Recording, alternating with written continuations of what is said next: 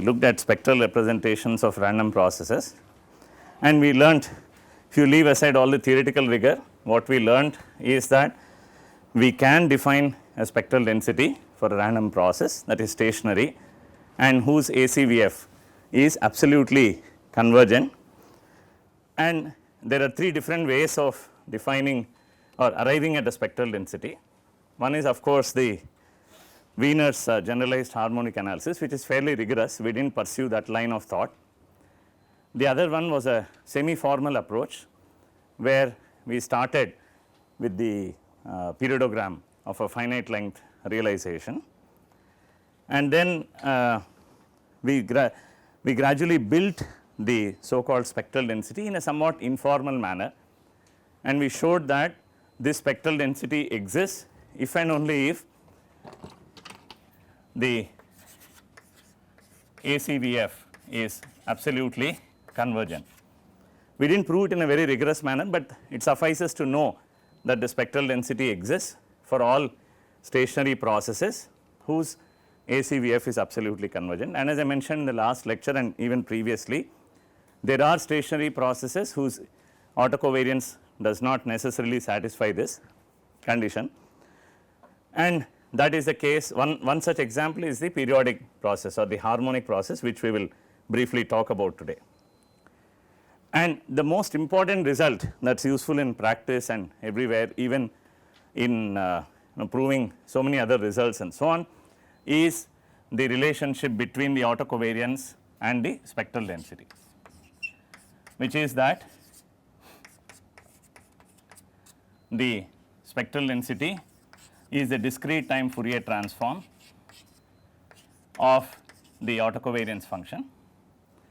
And again, as I said, many textbooks present this as a definition. It is not really necessarily the definition, but if there exists a stationary process whose absolute whose ACVF is absolutely convergent, then a spectral density exists and it is related to the autocovariance through the Fourier transform.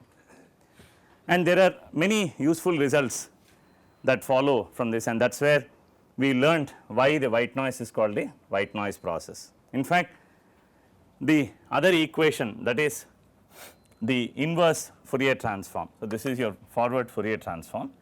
The inverse relation allows us to reconstruct the ACVF given the autocovariant spectral density, right. In fact, I told you that in many algorithms that compute autocovariance function, they would probably compute the spectral density first and then do an inverse Fourier transform to get the autocovariance function from finite data. And a word of caution here, we have a 1 over 2 pi as a factor in front of the summation. Now, some definitions do not use the 1 over 2 pi. So, you have to be careful. Then accordingly, you will have to modify the inverse Fourier transform. What we are following is the traditional kind of the definition that is followed in many traditional developments, but there are some texts which would ignore 1 over 2 pi, and of course, if you rewrite this in terms of the cyclic frequency, then the 1 over 2 pi is missing.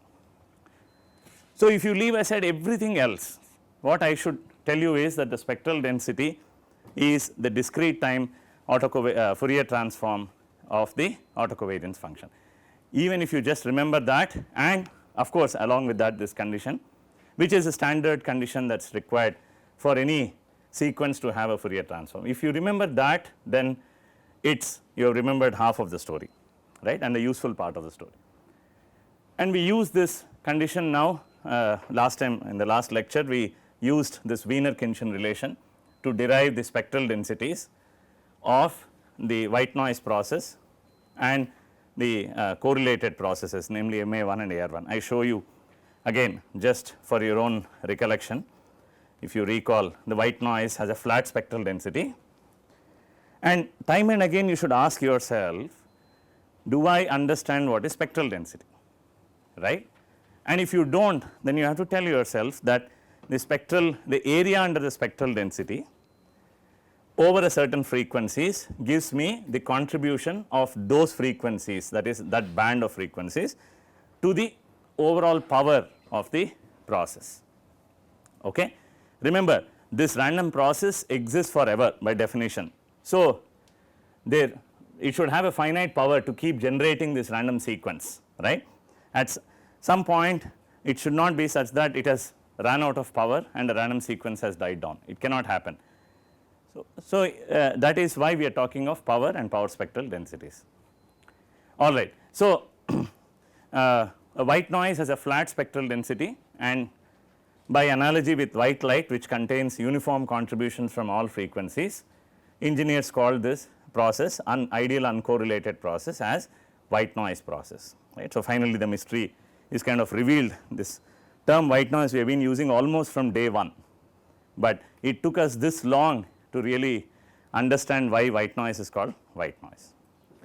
And then we turn to correlated processes, and we said that these processes have a better name called colored noise, or an alternative name, and the term colored noise comes from the fact that you have non-uniform contributions from different frequency bands, again in analogy with colors like red, pink and so on. In fact, a lot of times in the literature you will come across the terminology red noise, pink noise and so on, right. And what they are referring to essentially is the frequency band over which predominantly you have the spectral density being significant compared to other frequencies. And of course, the spectral densities that I show you here are only specific to this MA1 and AR1 process.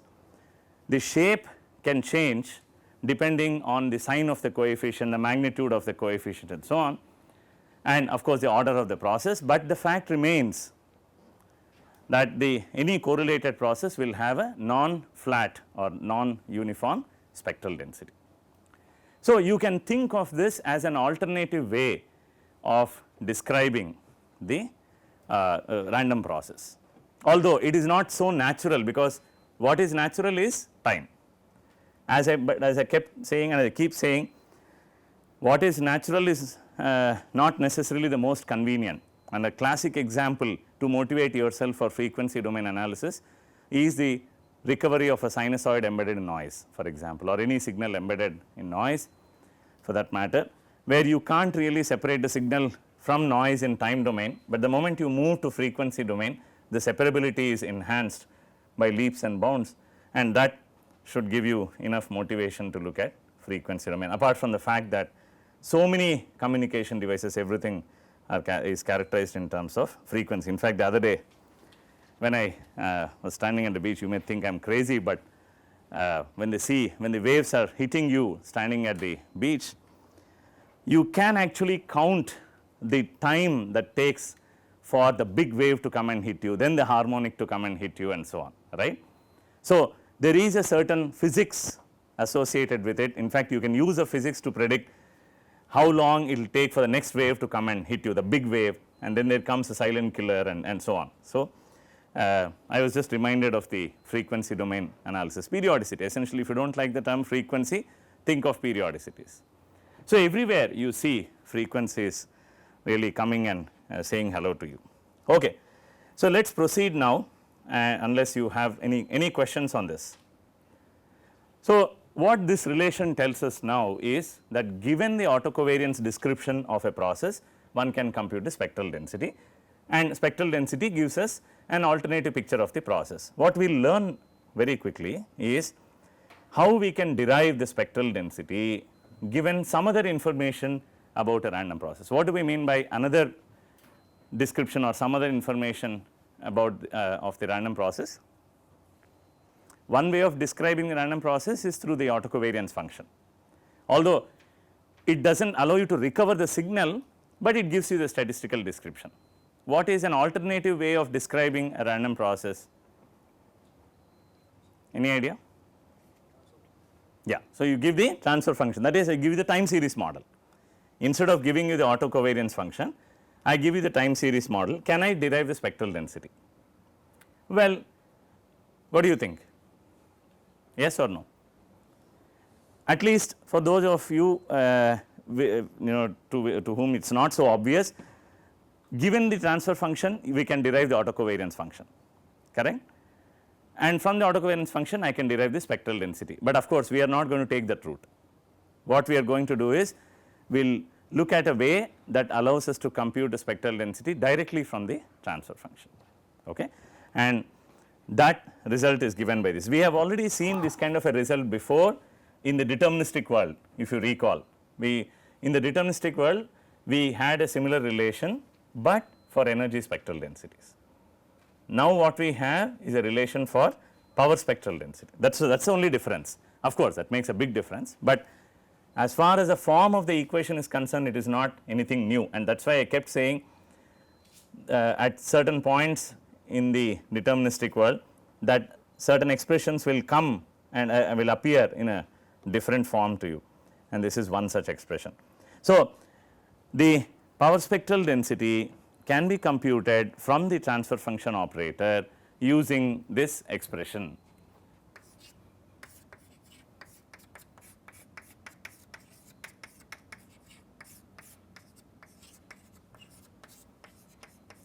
So, how does this expression come about? Of course, one can look at this result in analogy with the deterministic process, where there is a process whose transfer function is h or operator is h, and whose input is white noise and output is the process of interest, and then one can use analogies to arrive at this result, but more than analogy one can actually prove rigorously. But I will just before we do that, let me point out what is h of e to the minus j omega is. It is nothing else but the frequency response function, exactly what we had seen in the deterministic world. In the deterministic world, what is the interpretation of the FRF? It is a filter. It tells me, for example, if I inject a sinusoidal input of a certain frequency, whether the process is going to attenuate it or amplify it, right, and that concept is extremely useful in communication devices, filtering devices and so on. What about here? Can I give the same interpretation to h? Yes, I can, but is it useful, right? Because even in the random process world we have a concept of impulse response function, that is a sequence h of n or h of k, and then the frequency response function, like in the deterministic world, is the discrete time Fourier transform of the impulse response sequence, and we already know for the process to be stationary, what is the most important condition? I mean for it to be stationary and linear, what is the condition that we had given on the coefficients? That the impulse response should be absolutely convergent, right.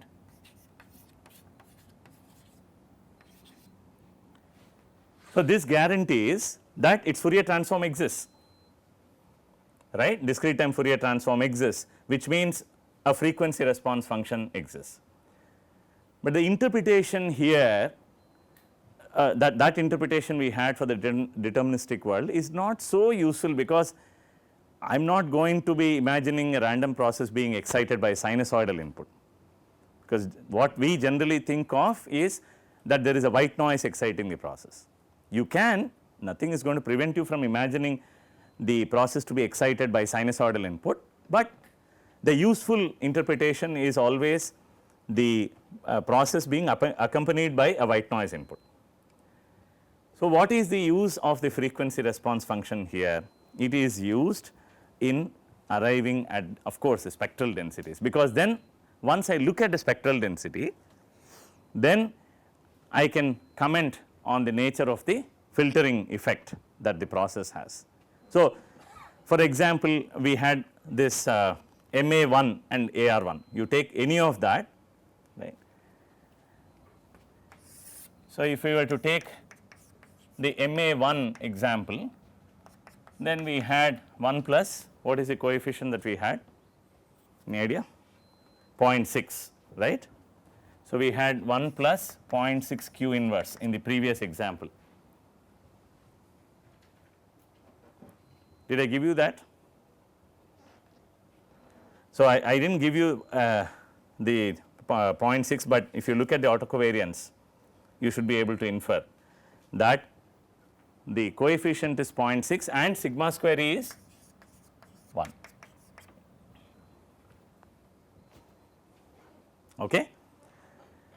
So, for this process we derived the spectral density starting from the autocovariance function. Now, here we can use this relation to derive the spectral density for the same process using this relation. This is an alternative way of deriving the spectral density. The only difference is now the description is in terms of the transfer function operator. Okay. So, it is very straightforward. How do we arrive at h of e to the minus j omega? Simply replace q inverse by e to the minus j omega. For all practical purposes, it suffices to remember that, although that is not the best way of introducing that. I mean, ideally one would write the transfer function and then derive the frequency response function. All right. So, here you have h of e to the minus j omega, and once you take the magnitude square, what do you obtain?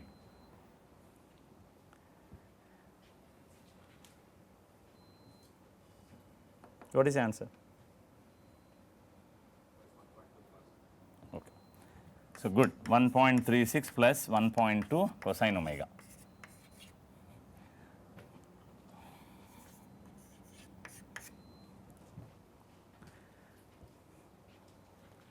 How do you know your answer is qualitatively correct? Always positive, you are sure. What else? Why is it always positive? Right, magnitude is between minus 1 and good.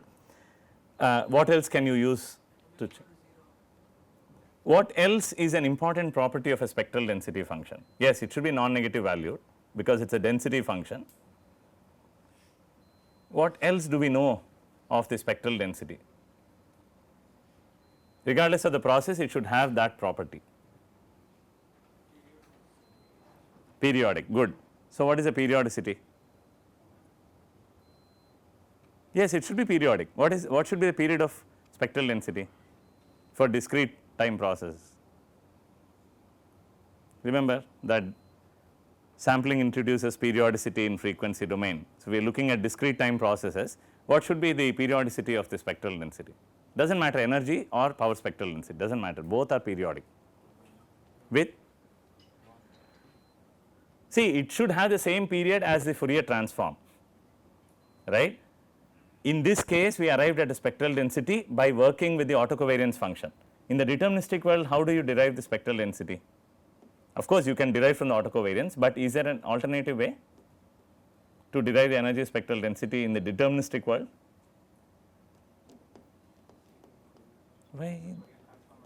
Take the Fourier transform of the given sequence and then take the magnitude square. So, what can you know, what do you know about the Fourier transform of discrete time sequences, about their periodicity? Whether you look at that, sorry, it is periodic with period 2 pi, right. We do not even have to go that far, look at this expression here. What is the periodicity of gamma? It is 2 pi, right. You should check it if it is periodic. What else? A very important property of spectral density for real valued processes.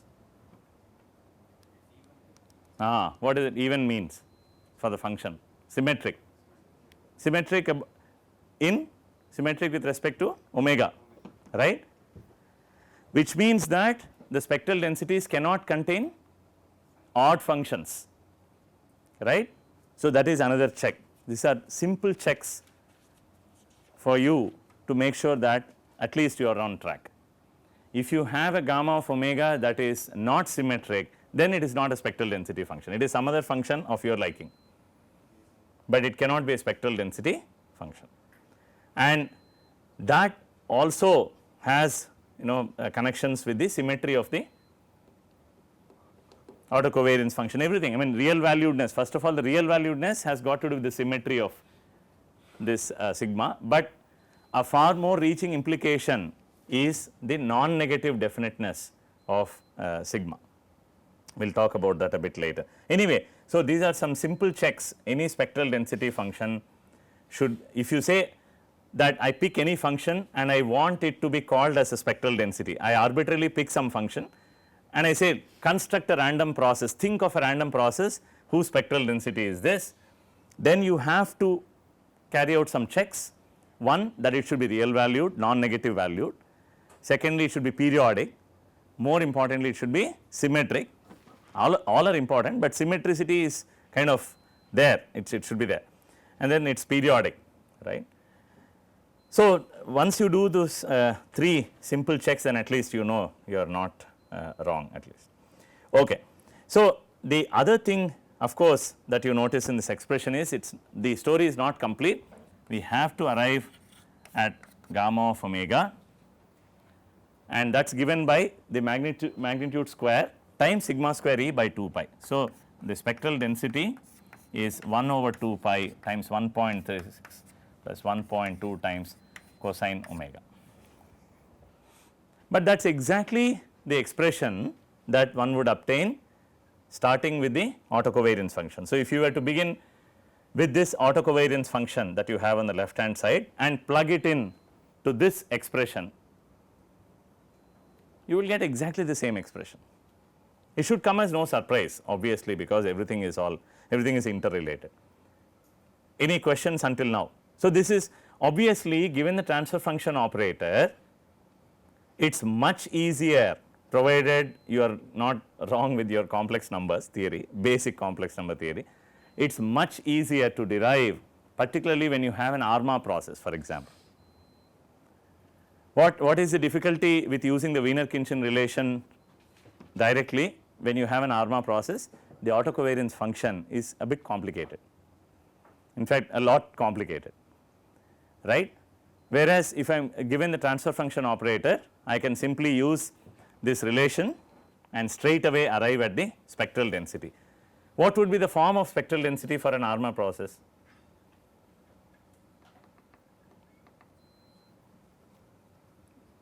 Here for an MA process, the spectral density is a polynomial in what? In trigonometric cosines, correct. For an ARMA process, what would it be?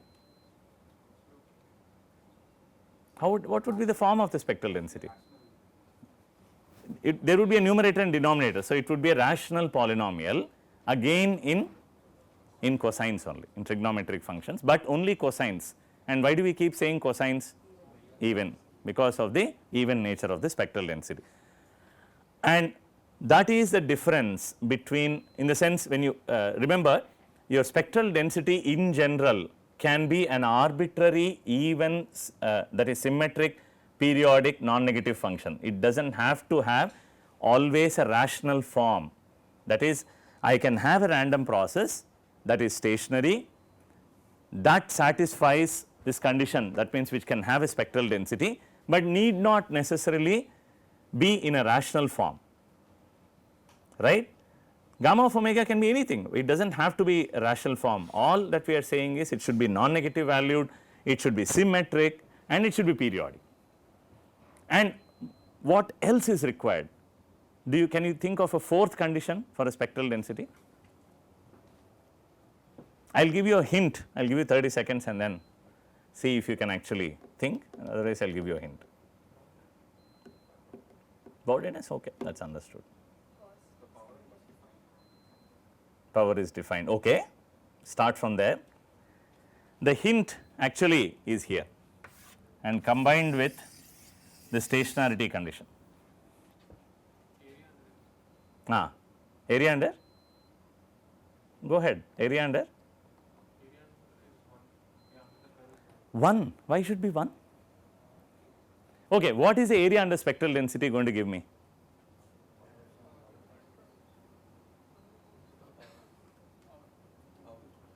Fine, but in terms of a time domain statistical property. Look at this relation, what is the area under spectral density going to give me? How do you obtain the area from this expression? No, so let me be more explicit, then you straight away get the answer. what value of L gives you the area? Right, and that amounts to, area works out to be, what is that? It is a variance, right. So, for a stationary process, the variance has to be finite, correct. We have said that already, at least for second order stationarity, we have said that one of the conditions is, of course, mean should be invariant with time and bounded, but variance should also be bounded, and autocovariance should only be a function of the lag, correct. So, which means the fourth condition for the spectral density is that it should be integrable. So, there are 4 conditions: 1, it should be non-negative valued; 2, it should be symmetric; 3, it should be periodic; and 4, it should be integrable. And through this discussion, we know now that the area under the spectral density of course gives you the power, but it also then gives me the variance, which means now I have a new interpretation for the variance. Variance of the process, of the random process, is nothing but its power, correct. Until now we did not have this interpretation, but now we have this very nice and sweet interpretation that the area under the spectral density is variance. We did not, we have always interpreted variability to be a measure of the spread of outcomes and so on. So, what this tells us is more the power, more the variability, and more is the range or the spread of the outcomes, correct. Likewise, we had an interpretation in the deterministic world. The area under the energy spectral density also gives me the variance. So, whether you are looking at an energy signal or a power signal, the area under the respective densities will always give me the variability or the variance. But of course, in the deterministic world, the variance has got to do with what? What does the variance of an energy process tell you? Does it also tell you how far the amplitudes can go? Yes or no? In some sense, yes. The only difference is the variance for a random process is an ensemble property. At any time you are looking at the ensemble, whereas for the deterministic world, variance is not an ensemble property, correct. It is a property that is obtained by walking along time. So, that difference you should always observe, and it takes some time and maybe some kind of imposition on yourself. You keep writing when you have nothing else to do, that this is the difference between a deterministic process and a random process. Fine.